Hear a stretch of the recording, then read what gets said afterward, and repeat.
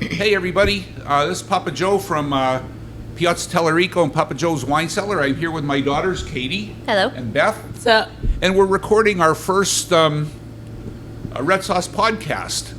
So you're lucky because you are witnessing the first of probably 10,000 or so Red Sauce podcasts. Don't mind me. I have a little bit of a hard time speaking sometimes, but you will get through it.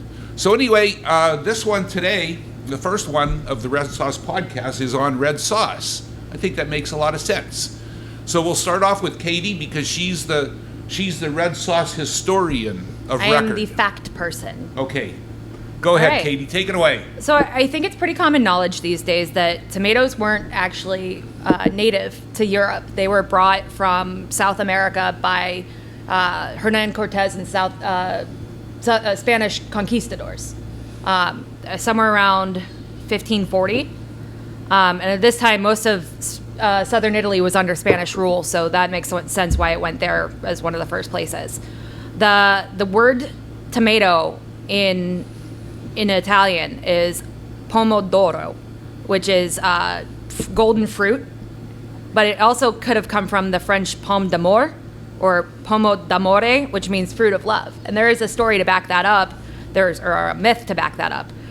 There was a young Marquis d'Avalos who was getting repeatedly rejected by this maid that he was, his love interest. And he decided one day he was gonna try to woo her with this sauce that he made. So he ground up some tomatoes and he mixed it with herbs that he fried in oil, and he brought it back to her. Well, she hit him over the head with a frying pan and ran off, which I laugh every time I think about it. It's really funny. So he was pretty dejected, feeling pretty upset about this. So he decided to eat the sauce that he made, and he loved it so much that he finished the whole bowl, and then he had his chef make it for him every day after that. If an Italian man makes you pasta, you eat it. Macaroni. Yep. I think Dad was the one that told me too that hitting somebody with a frying pan is about as Southern Italian as you can get. Oh, yeah, for it really a Southern is. Italian woman. It really is. Now, first thing you have to understand, though, some of what she said is bullshit. The word pomodoro actually came from Beth's Pomodoro e Basilico. Yes, this Sauce. was right. founded in 2017. They knew I was Yeah, coming. in 2017, but actually she founded it in 1491, which was before Columbus even got to America. So So I founded America too? Yeah, Yes. it couldn't have been. It couldn't have been. We're gonna American. start that It had to rumor. be an Yeah, Italian let's do it. tomato, huh? Let's do it. I founded America, actually. Yeah. Okay. Yeah. Anyway, so the macaroni wasn't traditionally an Italian thing either. I believe it was they say it was Marco Polo, but it was really the Arab traders that brought it somewhere around the 12th century. The first time that macaroni and sauce were matched that we have a source of in writing was 1839 in Ippolito Cavalcanti's The Duke of Buonvicino. He matched them together. And this, he has it, it's first referenced in 1692 in a book called The Modern Steward by Antonio Latini, the sauces. The combination of the two was later on. But yeah, purists say, it's simply tomatoes, oils, herb, garlic, occasionally onion. Do we want to talk about that? What goes in sauce? What goes in sauce that's good? Yeah. Not garlic. Yeah. Well, let's back up for a second there. I led this in the wrong direction at first. There are different regional differences. In Bologna, you have ragu alla bolognese, you have il frigione, which is like a braised onion sauce. So again, that's a different topic about what goes into sauce depending on the region. The word ragu is a term that means, it was traditionally a French term that meant it was like a stew, like a meat stew. Now it developed into a term that means sauce cooked down on low heat for many hours, like a long time, and that's what ours is. Our sauce is cooked on low heat for many hours. Many hours, yes. And this is the first time I'm going to pop in with one of the things that the Americans ruined. And actually, it's not only one word, but two words. Two of the best words in the Italian language, ragu, which is sauce, and prego, which when you say thank you, prego is you're welcome. Those are Grazie, two great prego. words. Yeah. Those are two great words, but the goddamn Medicons, what they did was they made this canned shit that they call ragu and prego. And, you know, this old Italian guy says it's in there, it's in there. Well, you know what? Real sauce is good because of what's not in there, not what's in there. So anyway, that's what I We're going to say. talk a little bit about ragu and prego a You little have bit to later. use your but term. Yeah, but I just couldn't resist breaking in yeah, on. No, use your term. The Eli, Oh yeah, yeah, and you know, there's a common misconception about Italian food that it's real spicy and seasony and all that and kind really of stuff. garlicky. Well, the actual real Italians have the saying. It's the saying is "e lì ma non invidente," which means it's there, but it's not intrusive. Now you'll find some Southern Italians that use a little bit of garlic in their sauce. We don't, but some do, and some that use some onion. And again, we don't, but some do. And I've had some very good sauces with some onion in it. Never a good sauce that I could actually taste the garlic in. I've had some good sauces with garlic in it, but you really have to try hard to taste it if it's any damn good. You're sitting there questioning whether or not it Yeah. has garlic in it.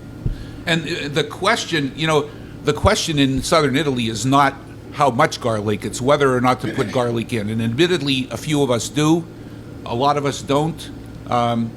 But the ones that do are very judicious with it. Well, that leads into what I wanted to say about ragu alla calabrese. So that would be, it's a meat-based sauce. It's usually pork or sausage. This is the traditional calabrese sauce. It can contain onions in like small amounts, basil, fennel seeds, but basically the meat is browned in olive oil first, which is what we do. Yep. And then sometimes deglazed with wine. We don't do that, but I mean, I can see how that would be good. Absolutely. I put wine in my brajol when I make it, and that Yeah. goes in the grandma's sauce, and it's fantastic. So But I do want to note, I looked at least a half a dozen recipes that were in Italian for ragu alla calabrese. None of them mentioned garlic. No aglio, whatever. yep. I didn't see it at all. We have people in here all the time, and we always say that if somebody comes in and tells us that they like our sauce because it tastes like their mother's or their grandmother's, and then we say, well, we don't put anything in it. And they say, what do you mean? And I say, well, did your grandmother put garlic in it? Oh, I guess not. And the common, like they said, the common misconception is that all Italians have to use garlic. If you don't use garlic, you're not Italian, right? You're actually could not be further from the truth. And Actually, sorry, go ahead, Dad. okay, actually, garlic is more of a Arabic, South Asian spice than an Italian spice. I mean, the Italians admittedly use some of it in some of their foods, and we actually do with our olio e olio, and actually there's just a touch of it in the pomodoro e basilico. We take it out. Which is Yeah. that's our marinara. I brown one little clove in there in the oil, and then I throw it the hell away. Oh, wait, I forgot I can say fuck. I throw it the fuck away. Okay. But anyway, that's more of a South Asian spice than an Italian spice. I mean, Or if like you an get into Arabic the, influence. into the Mediterranean food, you know, there's a ton of garlic in that stuff. And personally, I don't like it, but I'm not going to say it's not good because I don't like it. I mean, Right. for example, I've only had Indian food once or twice in my life, and I really don't like Indian food. But I would never go into an Indian restaurant and say your food isn't good, because I just don't happen to like curry. You know, I mean, their food is very good. It's just different, and it's the same with the South Asian. You know, the Arabic South Asian food. They do tend to use more garlic than is for our taste. And I think, and maybe this is my own misconception, that the Sicilians, because of they have more of an Arabic and Northern African influence than the mainland in Italy, and they tend to use just a little bit more garlic than we do, but they don't overuse it for the most part. I think like Calabria and parts of the boot, the lower parts of the boot, I think those were more Greek and Spanish influences than anything Yeah. else. But I do want to take a step back and talk about the term marinara. Marinara comes from southern Italy. It was likely a Napolitan or Sicilian term. And it means, marinara literally means seafaring, because it was the choice of sea merchants, or, you know, merchants at sea, that it was something they could store, they could keep, you know, for not a long period of time, but it was, you know, something they could preserve briefly. And this is like the original term of it. Has nothing to do with like marinara means of the sea. it has nothing to do with the sea except for the fact that these merchants were eating it at sea. There's no seafood in it. This is just pure, like, no meat marinara. All right, what else do I have here? You guys want to get into the discussion of sauce versus gravy? We sure We can do that, but first ahead. let's talk just a little bit more about the garlic. Okay. And or the lack thereof. or lack thereof. There as a just kind of an anecdote here. Our cousin Sam, who we call Sam across the street, was telling me about how his mother, Sam and his family and his sister Maria and his mom and dad Maria and Frank came to this country in 1969.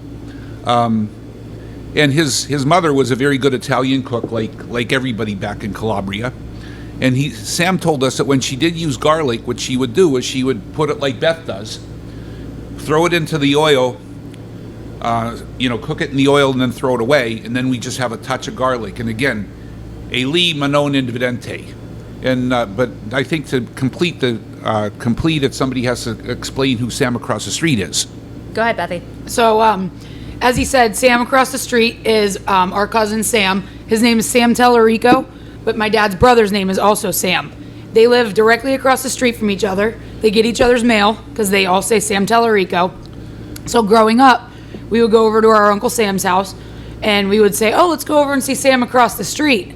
And then when we grew up, we were talking to Sam across the street's kids, and he was talking about our Uncle Sam, and they said, oh yeah, we saw Sam across the street the other day. And we looked at each other like, you call him that too? The opposite way? So anytime you hear us talk about Sam across the street, to us, that's Salvatore, the one that came over on the boat, versus Uncle Sam, which is his brother. Or we actually had you had an Uncle We Sam had as well. a great I had an Uncle Uncle Sam, Sam yeah. as well. We'll get into him at some point too, I'm sure. Well, But- and the reason being, in my family, there are only three names until the generation after us: Joe, Sam, and Frank.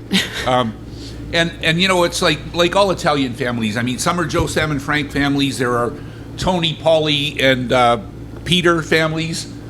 Basically, the reason for that is that There's Carmen's out there, lots of Carmens. lots of Carmens. Carmine. Vinny. Yep. Yep, and basically the reason that is because it's an Italian custom for the first son to be named after the father's father, and I think the second son is named after the father's brother usually. So that kind of limits the amount of names that we use. Now, when we came to this country, I mean, my uncle named kids Rick and Tom, which basically they're American now, so I mean they're Italian but they're American, so this does happen and that's okay. And I named a kid Joe and Tony. I named one after myself, and I still regret that because I didn't name my kid Frank after my dad, because my dad's real name was Francis and they called him Franny, and I think He hated it. his dad called him Francie.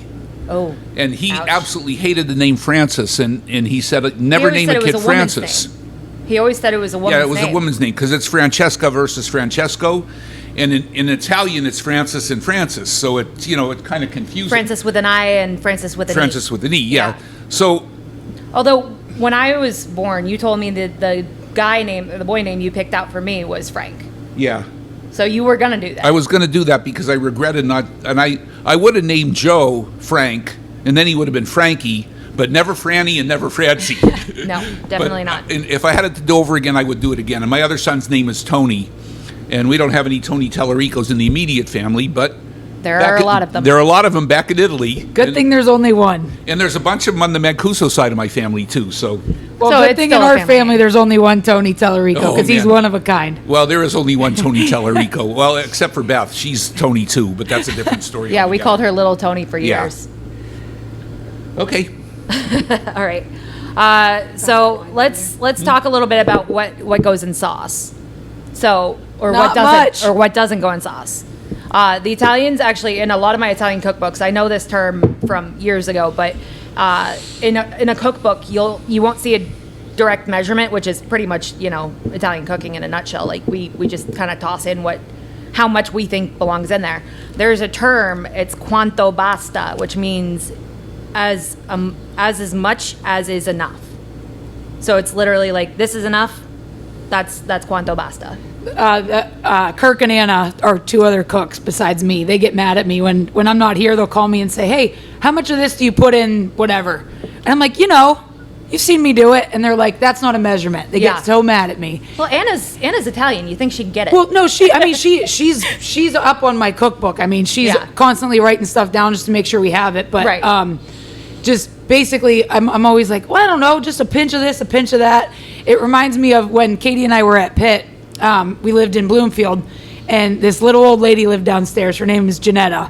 Love Jeanette. We haven't seen her in a while. We probably She was should see her. awesome. Yeah, you should She was go see her amazing. again. So we every time we would go pay rent, we had to set aside like 2 hours because we knew we were going to be there for 2 hours, eating, Giant plate of drinking cookies. wine. She'd get out that big jug of Carlo Rossi. Yep. Which isn't my favorite, but that's okay. She'd ask us which coffee we wanted, American or mocha. Yeah, and And- I don't think she knew that we knew how to cook.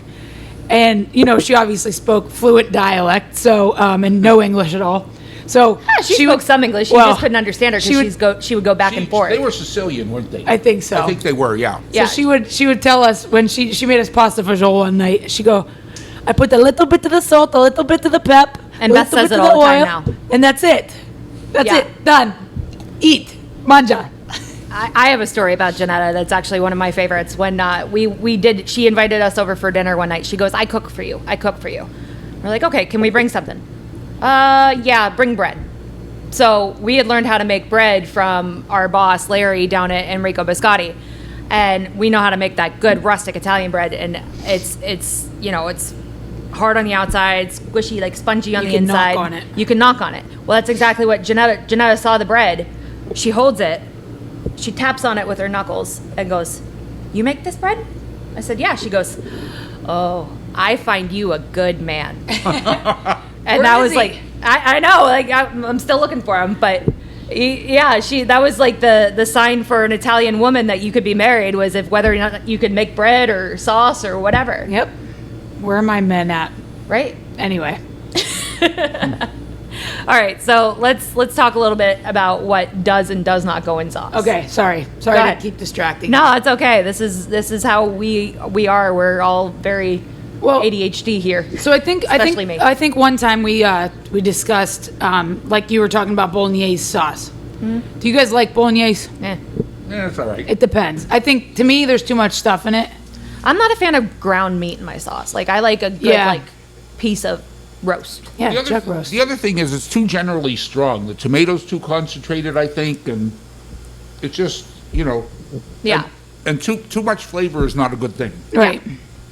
Yeah, so I mean, like some people put. I always say that Giada is Dad's favorite person because Giada De Laurentiis is one of Dad's favorite people. If she was saying on one of the articles I read that if you're gonna make a sauce sweet, sugar should be your last resort. Like don't add sugar. Add something like carrots to sweeten it up a little bit. And if you are gonna add sugar, which you shouldn't, half a teaspoon and the reason for this, why do people start adding sauce or sugar to sauce? Dad and I were talking about this a couple days ago.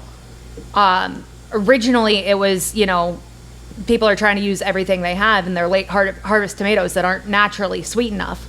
So they added a tiny bit of sugar to correct that. Like there's a misconception it's about the acid and it's really not. It's not about balancing the acid because that's really not going to do anything to the acid. It's just going to take away the taste, right?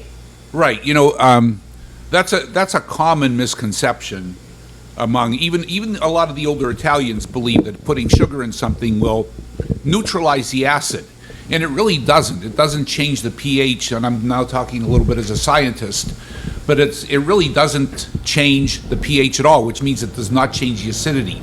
It may cover up a little bit of the sourness or the off flavors that are there for maybe two reasons. Number one, you didn't use the best tomatoes, or number two, you put too much fucking shit in your sauce, and you got garbage sauce that you have to cover up with sugar. Right. But if you use the best tomatoes you can get your hands on, and usually, and a lot of old Italians will fight with me on this one, but they're wrong and I'm right. And there's no two ways about it. You're always right. The canned tomato, a good canned tomato, like the ones we have up here, whether it's a Conti or whether it's like the Stanislaus Company in Central Valley of California, they find the absolute best, sweetest Roma tomatoes They pick them, and they're in their cans by that night. You just can't match that. I mean, for example, back here in Pennsylvania, we have these really, really good, huge beefsteak tomatoes. Those aren't sauce tomatoes. They're not sauce tomato. I love them on a sandwich. I mean, and some of them are like, what do they call the ones that are, I can't remember the name for it. But What do you mean? They're like, oh, what? Describe it. Yeah. the heritage, or there's a name for it. There's like these people have cloned them specially. I can't remember the name for it. Oh, okay. They're like bio. Well, something. they're cloned the old way. Just Oh, okay, okay. But They're not- anyway, okay. excuse me. They're there to make a good tomato for a sandwich. But I mean, some people, they'll tell you, oh, just get the freshest tomatoes you can. No, you have to get certain tomatoes to make a really, really good sauce. Tomatoes. And unless you just happen to be right next to Stanislaus over in California, or actually there's a Pennsylvania, Conti, I think, in Fermanos. Yeah. Fermanos are from Pennsylvania, but they also get some very good Pennsylvania tomatoes. So unless you can match that, you're not going to make a great sauce. So Well, and that's one thing I want to bring attention to too is all of these recipes I looked at, for bolognese or sugo di Napoli or whatever. They all say like Roma, San Marzano, all plum tomatoes, like the good meaty tomatoes. That's the one you want for sauce, and that actually Romas are my favorite tomatoes just to eat too, because I like the meaty tomatoes. Those are the only ones I grow at home. Well, fresh, they have to be like red. Yeah. Well, and Yeah. that's the thing. Mine are just turning red If now. they're not but like perfectly ripe, they can be. I don't want to say dry. probably not sweet enough. Yeah, I guess they're just Yeah. not juicy. yeah, they're enough. not sweet enough, and they're Yeah. not juicy enough, and that's the other thing. I mean, so you get these companies that put out millions and millions of tomatoes all the time, and what they can do is they could every day they go over their gardens, not gardens, but their huge gardens, and they pick the tomatoes that are ripe.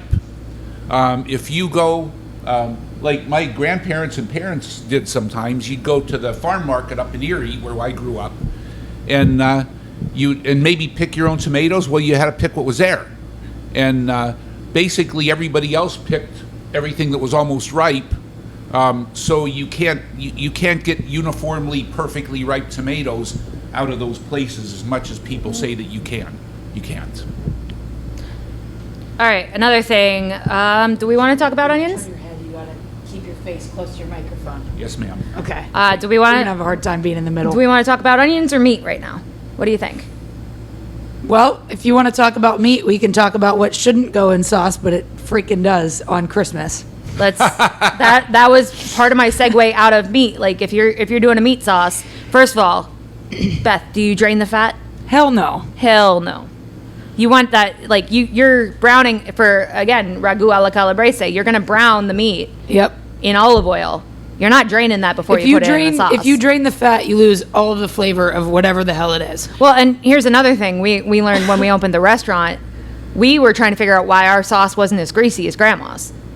When we were making it at home for, us, mom and dad, we're only throwing 10 meatballs in tops. Yeah. Grandma's cooking for 30 people. She's got a ton of meatballs in that sauce. Yeah. And it is greasy as hell, and it is beautiful. Yep, you don't drain the fat ever. Actually, we had some probably cousins here the other night, and the one guy, his name's Tom Tellerico.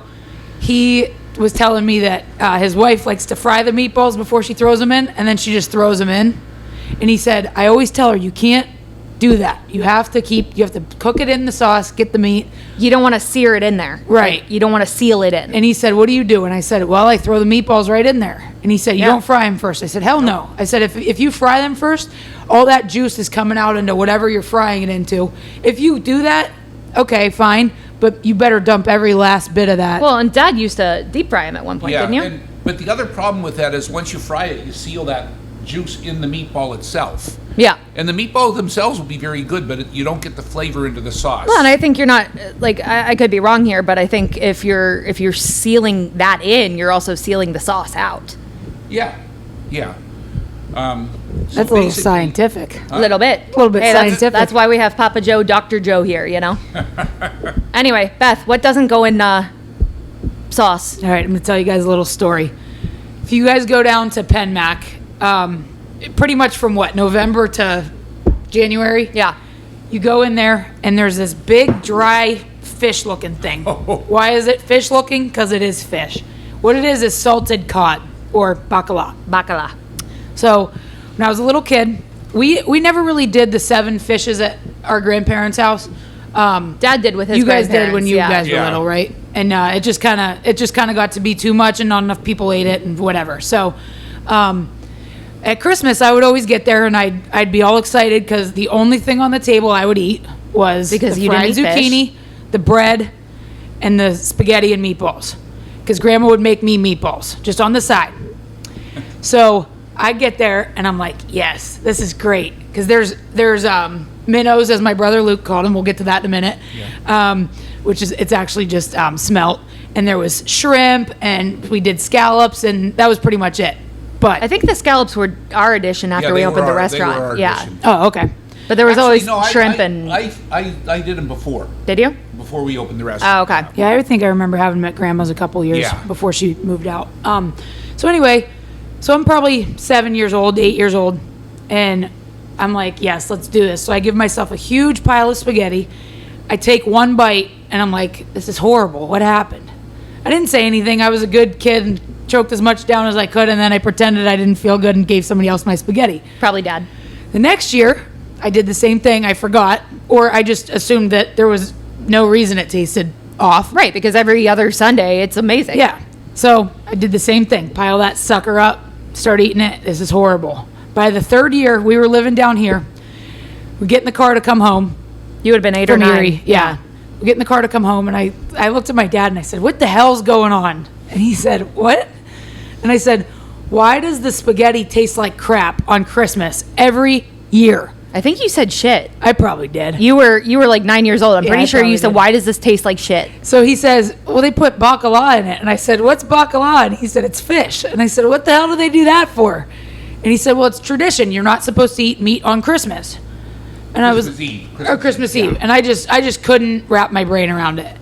And so then probably from then on, or maybe a couple years later, Grandma started to realize that 2 people ate it. Grandma or Grandpa and Aunt Mary Kay. I don't even think my brothers ate it, and they eat every fish under the sun. Yeah. So yeah, I had to stop eating the spaghetti until she fixed it. So the next Fixed year, it. Grandma was always famous for if you went to her house and asked for something and she didn't have it, the next time you went, she would go, "Oh, you know what I have?" Do you remember the time she had Hunt's She ketchup had Heinz instead ketchup of one instead of time instead Heinz? Heinz. Next time we went, Heinz ketchup right in the middle of the table. Yep. So the next year on Christmas, what did Grandma have? She had the one bowl of the bacala sauce and the other bowl of the regular, giant bowl. delicious, Yes. regular Grandma's spaghetti and meatballs. Yeah. And I was never happier in my life. She also made me bread the smelt. Every year I would say, Grandma, I want to help. What can I do? What can I do? She'd say, oh, take these and go downstairs. Because for some reason, you always cooked in the cellar. She'd say, go Yeah, down what the is cellar, that? go down the cellar, bread these, and come back up. Why do all Italians have like a second kitchen in their Did basement? your grandparents cook in the basement?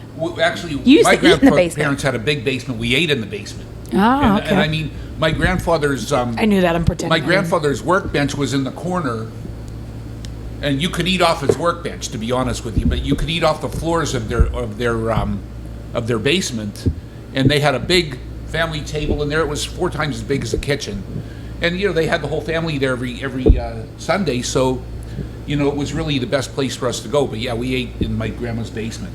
But the reason, especially on Christmas Eve, that my mom cooked in the basement was because a lot of the fish was deep fried, and she didn't want to get all the grease in her kitchen, so she did it down. I mean, we did that when we first moved to Zilly. Yeah, we had had that a basement kitchen. we had a basement kitchen that we called the grease kitchen. Yeah. Because they had the deep fryer down there and everything, like you couldn't get the grease off anything. It was And greasy. the flat top. Yeah, and the flat top grill, yeah. Yeah. Yeah, because Dad would buy stuff off of Craigslist, like giant flat top grills. And that's where we used to make meat soppressata. slicers. We used to Yep. make Yep. soppressata. We cooked in the basement too. Gabagool That's not is real. cooking, but, yep. Yeah. Gabagool is real. Go ahead and talk about that. We worked with, Katie and I worked with a young cook. He's probably 19. 19, yeah. And we were doing Shout out Trace. You did a great Trace. job. Hope you're listening. We were working at an off-site party with him, and we get this meat and cheese plate out that we made, and he said, "Oh, what's this? What's this? What's this?" And I said, "This is capicola or gabagool." And he said, "Wait a second. Did you say gabagool?" And I said, "Yeah." He goes, "Gabagool's real?" And I said, "Yeah, what do you mean?" He goes, "I just heard people talk about it. I never knew it was a thing." And I said, "Well, yeah, it's capicola, but if you watch The Sopranos or if you ever go to Jersey, New York, whatever." We called it capicole. Yeah. Or cabacole. Cabacole. Cabacole. And same thing Cabacole. with, we would say prosciutto instead of prosciutto. That all got hammered out of me when I was working at Enrico's and a pit student in the Italian department, because Larry flat out, every time I would drop a vowel on the end of something, he goes, "Katie, you are a student of grammatical Italian. Stop dropping your vowels and say it the right way." Who said that? Larry. Oh, yeah. He used to yell at me. He's like, "Katie, it's not prosciutto." Well, for you Medicons out there, what we're talking about, I mean, you especially the Southern Italians will understand this, but Gabagool. Gabagool. in the Southern Italian dialects, they tend to drop the final vowel. I mean, when they spell it out, they put it in there, but and so basically, gabagool is probably, because we see it on The Sopranos, it's probably a Napolitan thing, because Tony was from Campania. He's from Avellino. Avellino. Avellino, which was in Campania, right? Yeah. Yeah. And Cabacol, that we called it, was a Calabrese thing. Yeah. And the family, or the town my grandfather comes from, is Sersale, and we say Sersale, but I grew up thinking it was Sersal, Sersall, Sersal, because they never said. They never Sersal. said the E. They never said the E on the end. And I was talking to somebody about it, and I said Zagarese. Oh, Zagarese. That Yeah. which is the next town. The next town And they over, just- In dialect, they drop that vowel. Or supersat.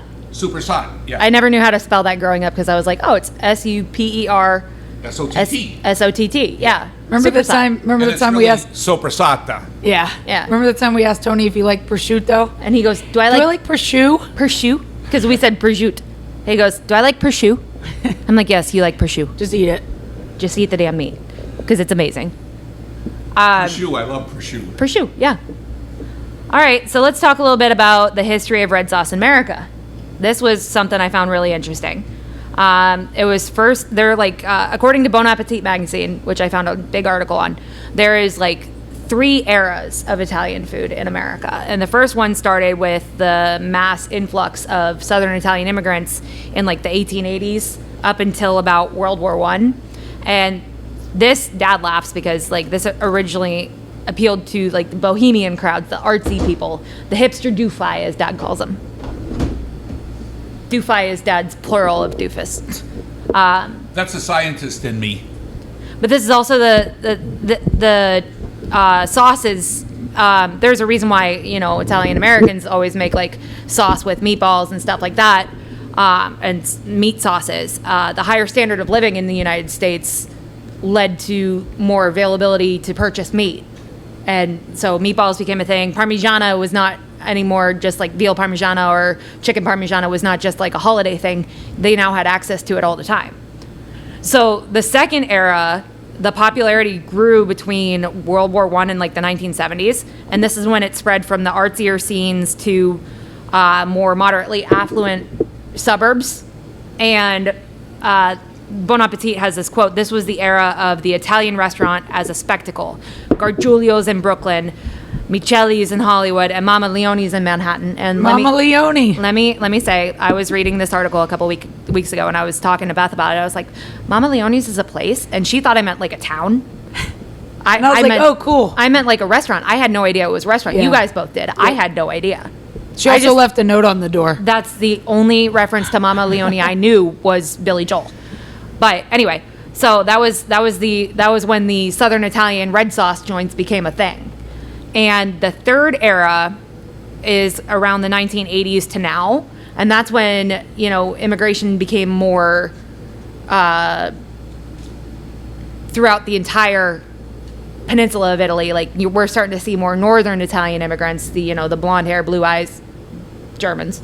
We're seeing them now. And Don't look at my eyes. yeah, right. Those are mom's eyes. Mom's actually German. It's fine. That was when red sauce restaurants became Southern Italian places, because that was the introduction of things like pesto and truffles in food, stuff that, you know, our family never did. And that was one of the things Sam across the street told me once. He didn't know about pesto until the 90s. Yeah. Because he'd never seen it in Italy, and that was why, because, you know, their foods are very regionalistic. Like, you're gonna have your Southern Italian red sauce stuff, you're gonna have your Genovese pesto up here, and there's not gonna be a lot going on between the two to bring it down. Like, anywhere I've gone in the world too, I went to Costa Rica with Mom a few years ago, and they were now getting into, like, the one woman that owned the place that I went to, it was an Italian deli in Costa Rica, and it was amazing. They were making their own mozzarella. Her husband was Southern Italian. She was from Milan, so she was blonde, but, like, I was talking, this was, you know, an opportunity for me to use my language skills that I still kind of had at the time, and they're not great these days, but I was speaking to her in Italian, and we're talking about, you know, Italian food, and, you know, a lot of their stuff was Southern Italian cured meats. And that's what you're going to see the most of, because the mass influx of immigrants, most of them came from the Mezzogiorno, the South, the poor regions. The North is more industrial. They had more stable jobs. That's why they didn't really leave as much. That's why there's a misconception in America, too, that every Italian is dark hair, dark eye, dark skin, when really, I mean, the thing about Italian, too, being Italian, that's not a concept that they really have over there still, because Italy wasn't unified until 1861.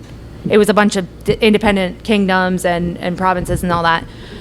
So they still don't have this, like, whole Italian identity that we have here as Southern people. We're just like, oh yeah, we're Italian. You know, every once in a while be like, oh, we're Calabrese. But, you know, and again, I just dropped my damn vowel.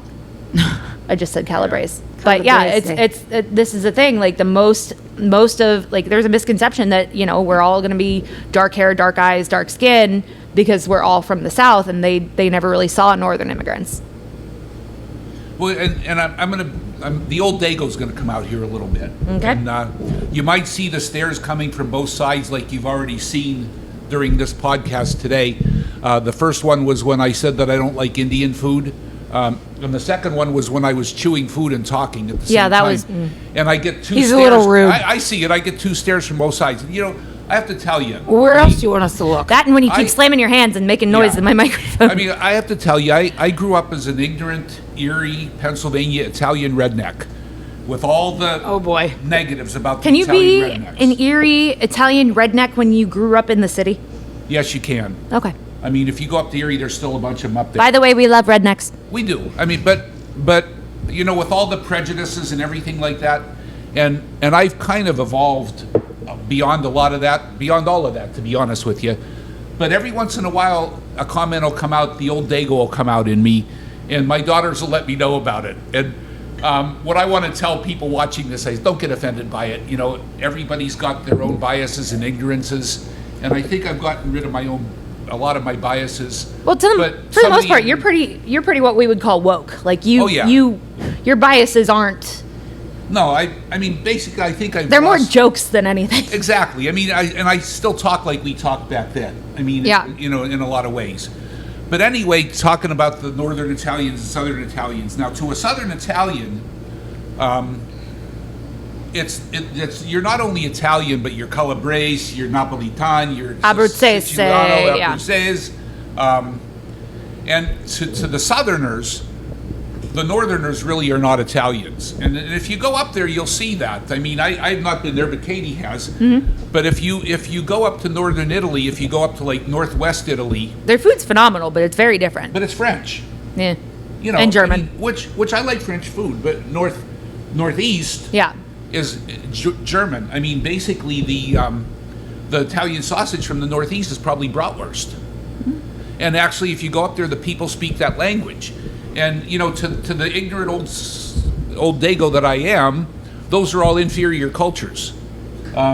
They really aren't, but, you know. Yeah, but you're getting that from Grandpa, because Grandpa hated everybody except other Calabrese. Yeah, but that was it. You know, and I'm going to tell the story about Pat Cooper, who Steve Sharippa hates him. Sharippa hates him. This is the first of many Sopranos references we're going to make here. Yeah, like, especially we're gonna- from this end. Yeah. But Pat Cooper was an old, and he's still alive. He's like 90, but he's still alive, and I think he still works a little bit. But he was an old, I think he was Calabrese comedian, and he was talking about bringing girls home to meet his mother. And I'm not sure the exact, nationalities, but I can come close enough. He says he brings a British girl home to see his mother, and his mother says to him, "You love her like a sister, but she not for you."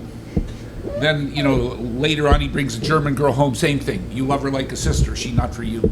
So finally he brings An Italian girl. an Italian girl home, and her mother says, "You're Italian girl, yeah. Where your family from?" Where Brute says, she says, "We're Calabrese, we're enemies." Yeah. And the older ones really felt that way. It was amazing. And I think it was because of the it was because of unification. Yeah. Because Italy's still not really a country. There's a lot of resentment between Yeah. the northern Italians and the southern Italians because like the unification was more beneficial for the north. Yeah, and basically what they did was they exploited the Southerners, The agricultural south. sent the money up north and developed a highly industrialized, very prosperous nation up north, and the South are still poor farmers, and for the most part to this day, they're still much less wealthy than their compatriots in the north. They're paisani, yeah. All right, so let's switch tracks a little bit here. Let's talk about the American terms: sauce versus gravy. All right, Paulie Walnuts. All right, yeah, I'm gonna bring up in The Sopranos. It was Like we said, you're going to get a lot of Sopranos Yes. references, Goodfellas, Godfather. Most of them are coming from this direction. most of them, yes. We call Beth our gangster movie aficionado. It's like all I do. It's kind of a problem. So anyway, in The Sopranos, season 2, episode 4 is called Commendatori. It's this episode where they all go back to Italy. They go to Naples to what are they trying to do? Steal cars or something? They're trying to sell stolen cars. Yeah, like they're getting them shipped in from Italy or No, vice from- versa. from the US, they're shipping trying to to ship Italy, them to stolen cars to Italy to make money. So they're trying to combine their gangster groups and whatnot. So there's this scene where they're all sitting at a big like family dinner at a restaurant, all these Italians and Italian Americans, and Paulie asks for macaroni and gravy, and he asks the waiter for it, and the waiter says, che cos'è questo gravy, which means what is this gravy? And the two guys sitting at the table that actually spoke English were like, do you mean grapes, like grapes, like uva? And he says, no, I want, basically they figure out he wants pasta with tomato sauce. And they're like, oh, okay, he wants a red sauce, And they look at each other in Italian, they say, and you thought the Germans were classless pieces of shit. Paulie was the greatest on that show, Yeah, no doubt. and he's just sitting there smiling because he has no idea they're talking shit on him, it's great. But, and unfortunately, you could have heard me say that too, even though I'm part German. yeah, because we don't say gravy. We never have. Yeah. You know what? Sam was in here yesterday. Sam Lorenzo, a different Sam. He's a friend of ours. He goes to Duquesne, and he was saying something about his mom's gravy yesterday. And I'm sitting there going, He's from New Jersey. yeah, Yeah. I was like, I got to try this gravy. Yeah. I was like, this sounds amazing. I got to try this. Do we know where the term comes from? No. Is it just because, like, okay, so gravy to me is the stuff you put on mashed potatoes. which Exactly. I hate it. I think it's gross. Yeah, you're not a fan. But it's something you put on top of something. I mean, is that? I mean, basically, yeah, and basically it's the same thing. It's like gravy is usually a meat broth thickened up, and essentially. This is a Instead of meat thickening sauce. it up with flour or cornstarch, they thicken it up with tomato sauce. Okay. So I mean, I'm sure that's where they get it, but I think that's a term you'll hear in Jersey, New York, and Philly. Yeah. I don't think you'll hear much of that elsewhere. I don't think so either. And Yeah. here's the thing, like I was trying to figure it out. Like I could not find where the term gravy comes from. Like sauce comes from sugo or salsa. Both of those are terms for sauce, like Italian terms for sauce. I have no idea where the hell gravy came from. Okay, that being said, though, you said Jersey, New York, Philly, right? Yeah.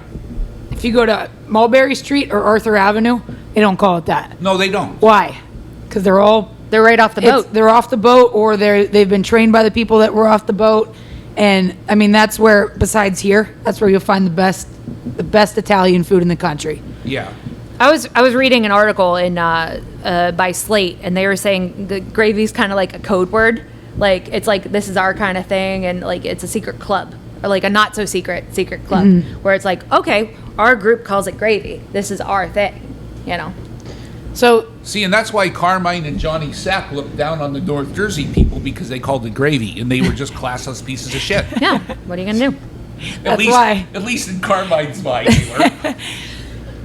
they were. And the worst part of it is Tony wore shorts. The Don does not wear shorts. The Don does not wear shorts. If you don't get anything out of this podcast, the Don does not wear shorts. So for anybody that doesn't know what he's talking about, there's a scene in The Sopranos. It's season 1, I think. Yeah. Might be season 2, but anyway, Carmine Lupertazzi calls Tony and he says, "By the way, I heard Johnny Sack was at a barbecue at your house." And he says, "Yeah, so?" And he goes, "A Don doesn't wear shorts."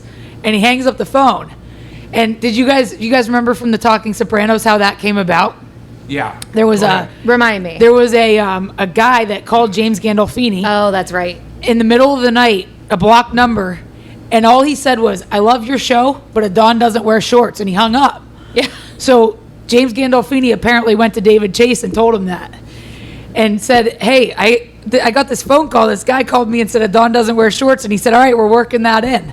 But you will hear him say that 1,000 times. It's like But Joe Pesci in the Funny How thing. I'm going to throw you the hell under the bus, because if you come here when nobody's helping him make wine, he's here on a Sunday morning by himself.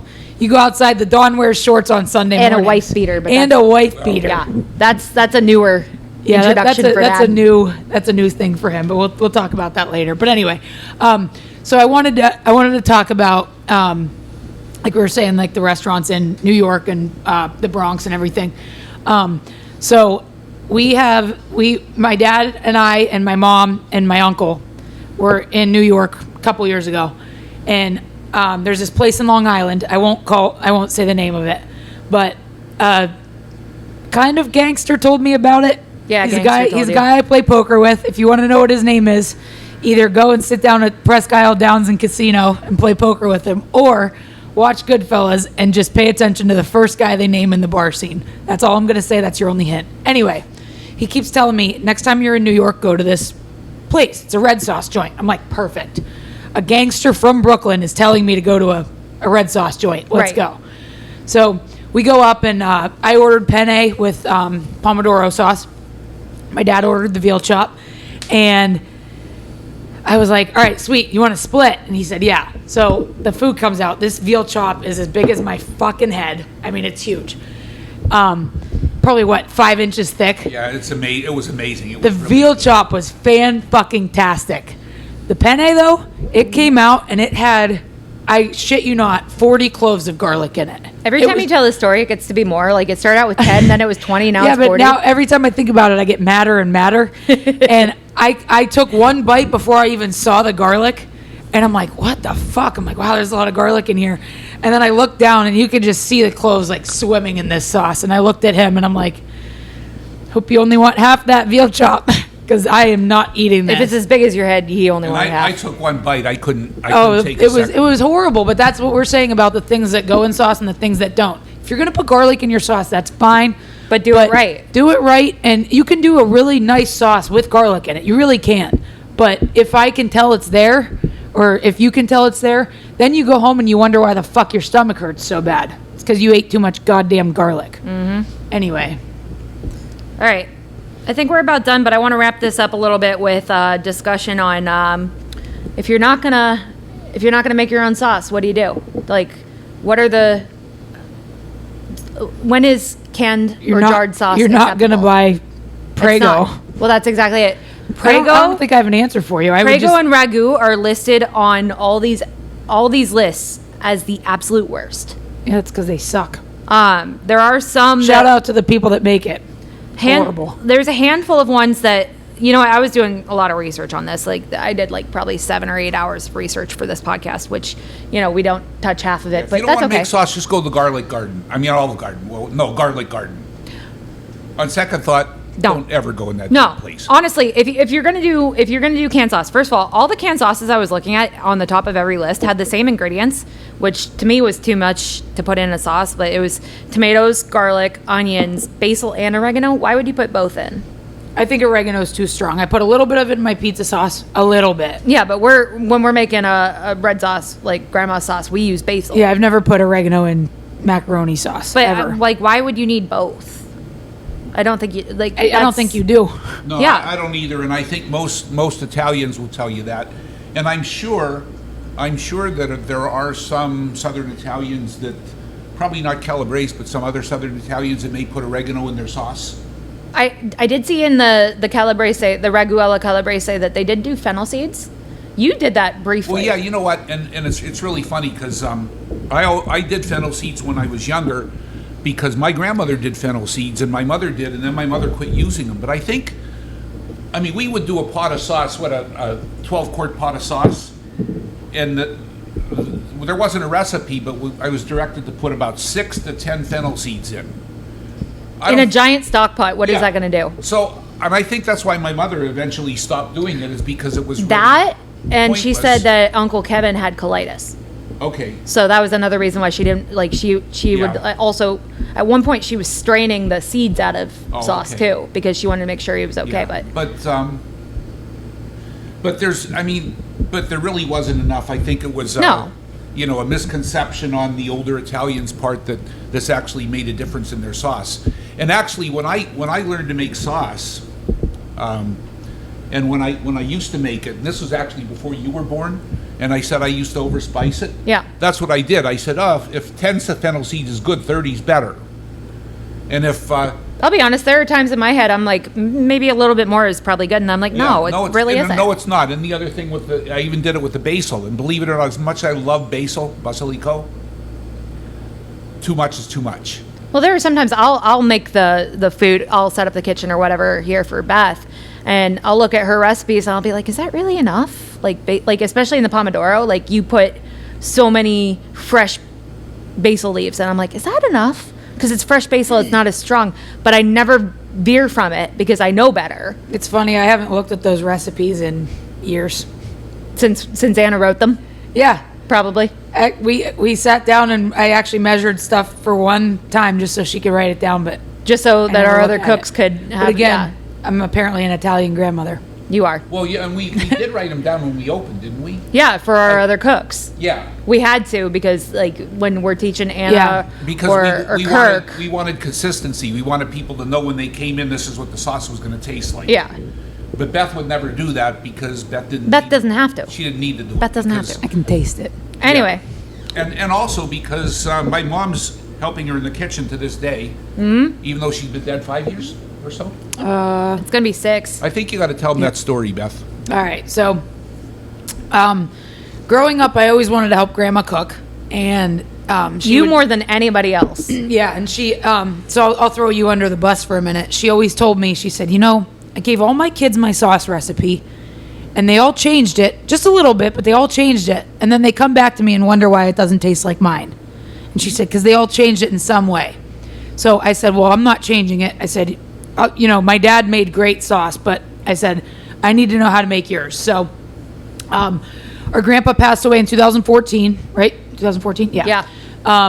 And grandma only wanted to stay in the house for like a couple more months, get everything together. So she found somewhere to go. Assisted and living, yeah. She told me, she said, all right, you always ask if you can make the sauce. She said, I'm going to tell you one more time. This is the last time I'm ever going to make it. You And wanted to record it. And I said, okay. I said, well, can I take a video? And she goes, no, just pay attention. I said, all right. So we did the whole thing, made it. I took it home. It was perfect, obviously. And then, so I went home and then I started practicing. And I said, Dad, I love your sauce, but I got to get good at Grandma's. He said, okay. So I'm always constantly making the sauce. So we would go visit her every Sunday, and I would bring spaghetti sauce That you And I made, yeah. Taste it, Grandma. Tell me what's wrong. It doesn't taste like yours. She would insist it was fine. So this went on for 2 or 3 years until she died. And then I had a brief moment of a freak out where I was like, oh my God, she's going to die and I'm not going to be able to do this. I'm not going to be able to ask her questions. I don't know what's going to happen. I mean, we could get a Ouija board. Right. So we opened a year after, or 11 months after she died, and we had a friends and family weekend here. And we just invited everybody we've ever met in our damn lives and said, hey, we need you to come eat our food, tell us what we could do better, what we shouldn't change, this and that. So I'm getting ready, and it was Thanksgiving weekend. I'm getting ready, and I tasted the sauce. It was cooking all day, cooked meatballs in it, all that. I taste the sauce, and I'm like, oh my God, this is perfect. I did it. And I called my dad into the kitchen, and I said, Dad, I need you to come in here. And he's like, what's wrong? And I'm like, just come here. And he thought I did something wrong. He thought whatever. So I said, taste this sauce. He tasted it. I've seen him cry like 3 times in my life. And he was like, this is perfect. And I said, it's her. She's in here. She's helping me cook. It's perfect. And then same thing with the pasta visual. And it's just, I can't explain it any better than she's in here helping me. And I'm not usually a spiritual person or whatever, but for that, she's definitely in here helping us. Yeah. All right. So back to the main discussion. I think this will be our last point. If somebody is going to not make their own sauce, what do? I think what you do is you either go to a little market like Labriola's, or you come to your favorite Italian restaurant and you say, hey, can I buy a quart of sauce? Right here. Yeah. Come buy it here. Yeah. Don't buy Prego. No. No. Come to no. us. Fuck no. We have a little fridge up front just for sauce and meatballs and soup. This is our marketing plug. Yeah, this is where And we're like, hey, come buy our shit. And I'll tell you what, before you open a Prego or a fucking ragu, just take a can of diced tomatoes and put salt and pepper in it, and I guarantee you that'll be 1,000 times better than your Prego or ragu. Yeah, I mean, it won't have everything in it, but you know what? It's better too little than too much. definitely. All right, guys. No, one more thing. We got to talk about homemade versus dried macaroni. That's not a sauce debate. Okay, well, we'll That's do that. that's We'll do for that. another We'll do that episode. next week. That's for another I episode. think there was something else I had to say, but it'll probably be something that'll piss off the girls, so Yeah, probably. I'll leave it here for now. Well, then, anyway, let's close up. This is it. This was our first podcast. Hope you guys enjoyed Hope it. you like it. And when we're ridiculously famous and you're watching this from Thailand or wherever the hell you're I always watching say it from, somebody from a little town in Kansas is going to come in here because they heard that's about right. the Red Sauce And when podcast. when you come in from a little town in Kansas or North Platte, Nevada, which when we went through, Rock they Chalk said- Jayhawk. Yeah, Rock Chalk Jayhawk. When we went through North Platte, Kansas, we went to. Remember when we stopped? No, at we that went place North that Platte, Nebraska, Dad. says- Nebraska. And we saw a sign that says "You're nowhere." Yeah. Yeah, and it actually said that. We "You're were nowhere fucking now." nowhere. And we were Yeah. nowhere. So when you come in here from nowhere, get your ass in here. Piazza Tellerico, Papa Joe's Wine Cellar, 3832 Penn Avenue, Pittsburgh, 15201. Corner of 39th and Penn, or the corner, as you'll see out on our sign out there, the corner of Mulberry and Arthur Avenue.